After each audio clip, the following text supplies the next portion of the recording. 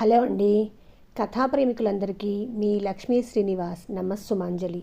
Lakshmi Srinivas the story teller కథా కాలక్షేపానికి అందరికీ స్వాగతం, సుస్వాగతం. ఈనాటి మన కథా కాలక్షేపంలో డాక్టర్ ఎంవిజే భువనేశ్వరరావు గారు రాసిన కథాకావ్యం తెల్ల కార్డు నా మాటల్లో. అప్పారావుకి పుట్టినప్పటి నుండి అదృష్టమే. 2 రూపాయలకే కిలో బియ్యం అందుకోవటంతో ప్రారంభమైన అతని చైత్రయాత్ర నేటికి అడ్డు ఆపు లేకుండా కొనసాగుతుంది. అతనికెప్పుడు కష్టపడే అవసరం రాలేదు. ఆదరణ దగ్గర నుండి అమ్మఒడి వరకు దేన్ని విడిచిపెట్టలేదు అప్పారావు. అప్పారావు తల్లిదండ్రులిద్దరికీ వృద్ధాప్యం పెన్షన్ వస్తుంది. అప్పారావుకి దివ్యాంగ పెన్షన్ వస్తుంది. అలాగని అప్పారావు పుట్టుకతో దివ్యాంగుడు కాదు. సైకిల్ మీద నుండి జారి పట్టడంతో కాలివేలికి దెబ్బ తగిలి కాలివేలి చివరను తీసేయాల్సి వచ్చింది. అప్పారావు సైకిల్ని వెనక నుండి గుద్దిన కారు ఓనరు గవర్నమెంట్ డాక్టర్ కావటంతో ఊహించని ఉత్పాతాన్ని నిలువరించడానికి 50% వైకల్యమని ఓ మెడికల్ సర్టిఫికేట్ రాయించి ఇచ్చేశాడు. ఆ రోజు నుండి అప్పారావుకి దివ్యాంగ పెన్షన్ కూడా వస్తోంది. గతంలో కాస్త తక్కువైనా కానీ ఇప్పుడైతే నెలకి 6,000 రూపాయలు చేతికందుతుంది. పైగా ఆ సర్టిఫికేట్తో గవర్నమెంట్ ఆఫీస్లో ప్యూన్ ఉద్యోగం సైతం దివ్యాంగుల కోటాలో సంపాదించుకున్నాడు. ఒక పక్క ఉద్యోగం, మరో పక్క పెన్షన్, దేన్ని వదలటం లేదు అప్పారావు. తల్లిదండ్రుల పేరున ఒక ఇల్లు, అప్పారావు పేరున మరో ఇల్లు, వేరువేరుగా ఉంటున్నామని చెప్పి ఫ్రీగా సర్కారు వారి 2 ఇళ్ళు చేజిక్కించుకొని ఓ ఇంటిని అద్దెకిచ్చేశాడు.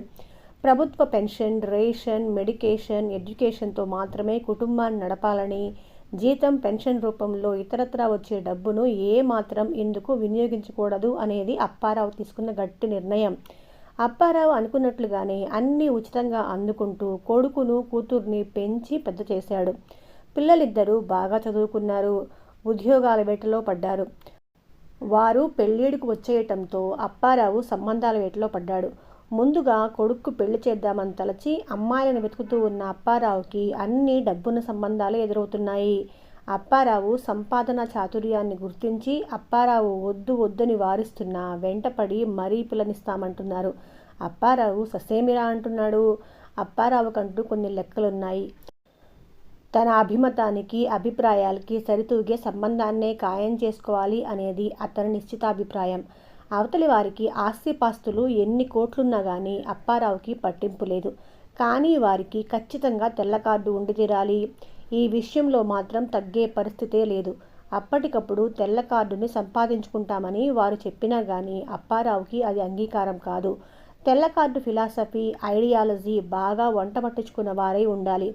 ఒక రోజున సరిగ్గా అలాంటి కుటుంబం నుండి అప్పారావుకి ఆహ్వానం అందింది. అబ్బాయిని తీసుకుని పెళ్లి చూపులకు రమ్మని పిలుపొచ్చింది. మంచి రోజున అమ్మాయిని చూడటానికి సుబ్బారావు ఇంటికి అప్పారావు కుటుంబం అంతా కలిసి బయలుదేరింది. ఆ ఇంట్లో అడుగుపెట్టాడో లేదో అప్పారావు ఆనందంతో ఉబ్బి తబ్బిబ్బైపోయాడు. సుబ్బారావు ఇంటి నిండా ప్రభుత్వ ఉచిత పథకాల పోస్టర్లే. ప్రభుత్వం ప్రకటించిన ఏ స్కీముని వదలకుండా సుబ్బారావు, అతని కుటుంబ సభ్యులు అందుకుంటున్నారు. అందుకుంటున్న పథకాలకి ఎదురుగా టిక్ మార్క్ పెట్టి అందుకోని వాటిని, అర్హత లేని వాటిని ఎలా సంపాదించుకోవాలా అని తాపత్రయపడుతున్నాడు. సుబ్బారావు కుటుంబం అందుకుంటున్న ఉచిత పథకాల విలువ లక్షల్లో ఉంది. ఎన్నికల సమయంలో వివిధ పార్టీల వారు పంచిన సొమ్మును ఎప్పటికప్పుడు HUF అకౌంట్లో జమ చేస్తూ వచ్చాం. పార్లమెంట్, అసెంబ్లీ, లోకల్ బాడీస్ ఎన్నిక అన్నిటిలోనూ గత 30 సంవత్సరాలుగా వచ్చిన సొమ్మును అల్లుడుగారు కారు కొనుక్కోవటానికి లాంఛనంగా ఇద్దామనుకుంటున్నాం. అది విని అప్పారావు నోరు వెళ్ళబెట్టాడు. అమ్మాయిని ప్రభుత్వ ప్రాథమిక పాఠశాల, జిల్లా పరిషత్ ఉన్నత పాఠశాల, ప్రభుత్వ జూనియర్ కాలేజీ, ప్రభుత్వ ఇంజనీరింగ్ కాలేజీల్లో ఉచితంగానే చదివించాం. ఈ ఏడాదితో ఇంజనీరింగ్ పూర్తయిపోయింది. ఏదో ఒక ఉద్యోగం వస్తుంది, మీరు అర్థం చేసుకుంటారని, అపార్థం చేసుకోరు అని మరో విషయం చెప్తున్నాను. అమ్మాయికి బాల్య వివాహం జరిగి రద్దయిందని డిక్లరేషన్ ఇప్పించి విడో పెన్షన్కి అప్లై చేశాం. గత 5 సంవత్సరాలుగా అమ్మాయి విడో పెన్షన్ అందుకుంటోంది. ఇక ముందు కూడా మీరు ఒప్పుకుంటే అందుకుంటూనే ఉంటుంది. ఏదో అమ్మాయికి పాకెట్ మనీగా ఉంటుందని అలా సెట్ చేశా. ఇవన్నీ వింటుంటే అప్పారావుకి మతిపోయినంత పనైంది. తాను 2 ఆకులు చదివితే తనకు కాబోయే బియ్యంకుడు సుబ్బారావు 4 ఆకులు ఎక్కువే చదివాడనేది స్పష్టంగా అర్థమవుతూనే ఉంది. 2 ఇళ్ళు, మా అమ్మకు నాన్నకు వృద్ధాప్యం పెన్షన్ వస్తుంది. వాళ్లతో పాటు నేను కూడా నోటరీ ద్వారా మా అమ్మతో సమానమైన వయసును రాయించుకొని ఓల్డ్ ఏజ్ పెన్షన్ అందుకుంటున్నాను. మా అమ్మాయితో పాటు ఆవిడకు కూడా విడో పెన్షన్ రాయించాను. ఇలా మా ఇంట్లో 3 ఓల్డ్ ఏజ్, 2 విడో పెన్షన్లు వస్తున్నాయి. అప్పారావు నోట మాట రాలేదు. కేవలం ఇవే మా ఆస్తులు అనుకోవద్దు. మాకు మీలానే బంగ్లా, 5 అంతస్తుల బిల్డింగ్, 50 ఎకరాల పొలం, భూమి అన్నీ ఉన్నాయి. సుబ్బారావు చెప్పింది విని ఆశ్చర్యపోవటం అప్పారావు వంతైంది. తమకు సరితూగే అద్భుతమైన సంబంధం ఇదని అప్పారావుకి అర్థమైంది. అమ్మాయి, అబ్బాయిలు ఒకరినొకరు బాగా నచ్చేశారు. పెళ్లి సంబంధం కుదిరి ఓ శుభముహూర్తాన వారి పెళ్లి జరిగిపోయింది. రేషన్ బియ్యంతోనే భోజనాలు పెట్టాలి అనే పట్టుదలతో అప్పారావు, సుబ్బారావులిద్దరూ మిగిలిన రేషన్ కార్డుల వారి దగ్గర నుండి కిలో 2 రూపాయల బియ్యానికి 3 రూపాయలు ఇచ్చి కొని మరీ పెళ్లి భోజనాలు పెట్టించారు. అగ్నికి ఆజ్యం తోడైనట్లు అప్పారావుకి సుబ్బారావు తోడయ్యాడు. ఉచిత పథకాల నుండి ప్రయోజనాలని ఎలా జుర్రుకోవాలో ఇద్దరూ ఏకమై పరస్పరం ప్రయత్నాలు మొదలుపెట్టారు. ఇంకా ఎందుకు నానా, ఇక ఈ ఉచితాల కోసం వెంపర్లాడకుండా మనంగా బతుకుదాం.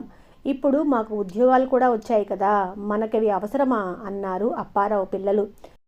అగ్గి మీద గుగ్గిలంలాగా అప్పారావు, సుబ్బారావులిద్దరూ పిల్లలపై విరుచుకుపడ్డారు.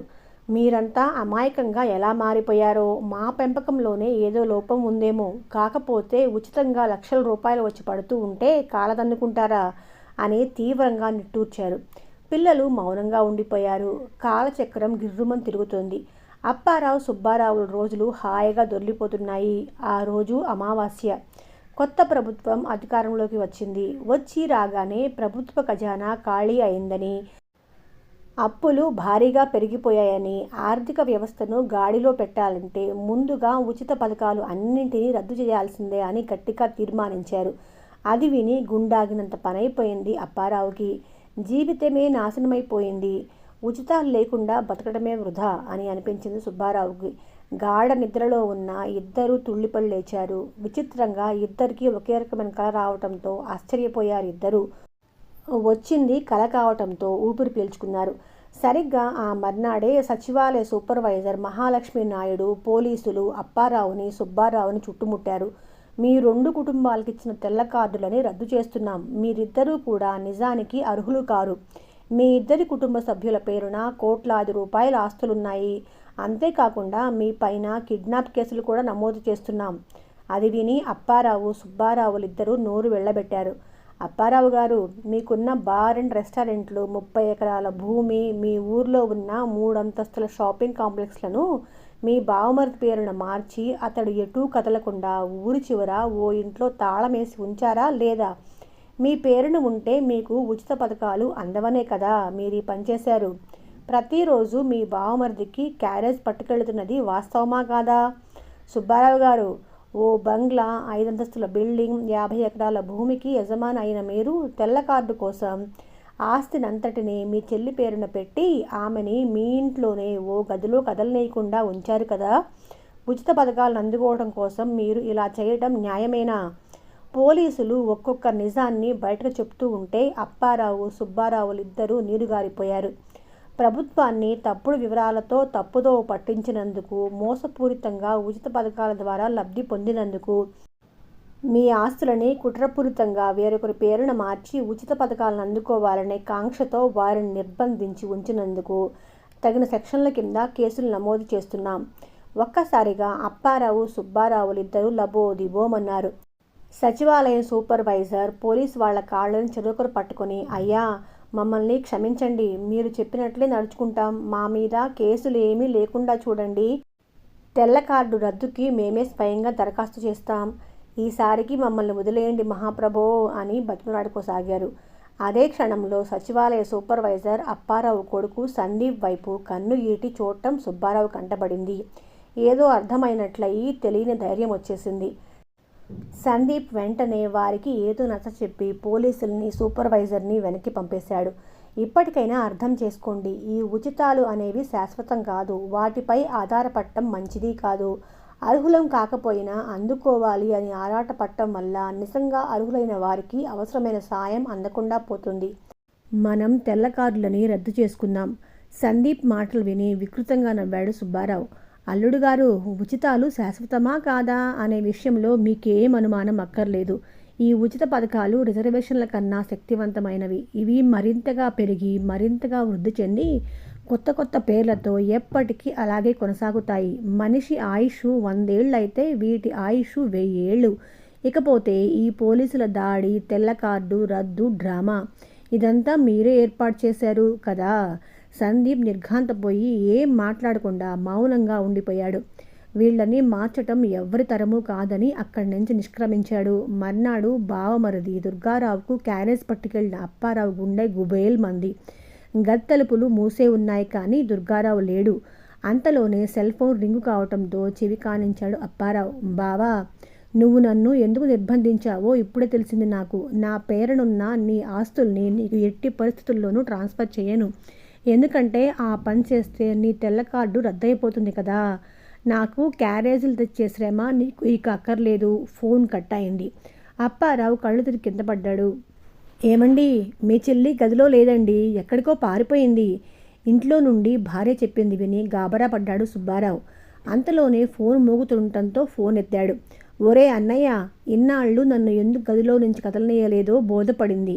నాకు పెళ్లి కూడా చేయకుండా నీ స్వార్థం కోసం వాడుకున్నావు. నా పేరునున్న నీ ఆస్తులతో మంచి వ్యక్తిని చూసి పెళ్లి చేసుకుంటాను. నీ ఆస్తిని నీ పేరున మార్చేస్తానేమోనని బెంగపడద్దు. నీ తెల్ల కార్డు ఎప్పటికీ రద్దవకుండా చూసుకునే బాధ్యత నాది. ఆ తర్వాత ఇక ఏ మాటలు వినిపించలేదు. అప్పటికే స్పృహ తప్పి కుప్పకూలిపోయాడు సుబ్బారావు. ఇదేనండి తెల్ల కార్డు కథ. కుక్క కాటికి చెప్పు దెబ్బలాగా అయింది కదా ఇద్దరి పరిస్థితి, అప్పారావు సుబ్బారావు పరిస్థితి. ఈ కథలో ఎవరిని నిందించాలో, పథకాలు తీసుకునే వాళ్ళనా పథకాలు ఇచ్చేవాళ్ళనా ఎవరినో ఎవరికి వాళ్ళే ఆలోచించుకోండి. సరేనా?